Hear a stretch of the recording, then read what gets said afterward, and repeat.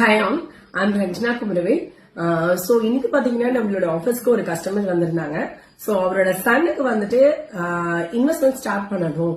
So எஸ்ஐபியா பண்றது பெஸ்ட்ங்களா இல்ல வந்துட்டு ஒன் டைம் இன்வெஸ்ட்மெண்டா பண்றது பெஸ்ட்ங்களான்னு கேட்டாரு.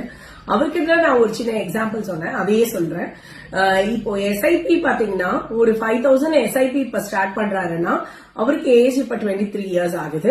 சோ 23 இயர்ஸ்ங்கும் போது ஒரு 20 இயர்ஸ் எஸ்ஐபி பிளான் பண்ணும்போது 43 இயர்ஸ்ல வந்துட்டு இந்த 12 lakhs இன்வெஸ்ட் பண்ணிருப்பாரு இந்த 5000 ரூபாய் எஸ்ஐபி மூலமா. அதோட ரிட்டர்ன் பாத்தீங்கன்னா 42 lakhs வந்துட்டு இருக்கும். இதே கஸ்டமருக்கு வந்துட்டு ஒரு 5 lakh ஒன் டைம் இன்வெஸ்ட்மெண்ட்ஸா இன்வெஸ்ட் பண்ணிருக்காங்க அப்படிங்கும் போது அதே 20 வருஷம் வெயிட்டிங் பீரியட்ல அதோட கேபிட்டல் பாத்தீங்கன்னா 58 lakhs வளர்ந்திருக்கும்.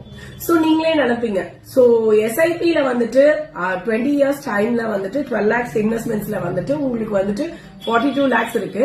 இதே ஒன் டைமா 5 lakh பண்ணும்போது 58 lakhs இருக்கு. சோ ஆப்வியஸ்லி ஒன் டைம் தான் பெஸ்ட் நினைப்பீங்க, அப்படி கிடையாது. சோ நார்மலி பாத்தீங்கன்னா எஸ்ஐபி வித் லம்சம் காம்போ ரெண்டுமே பண்றதுதான் பெஸ்ட்.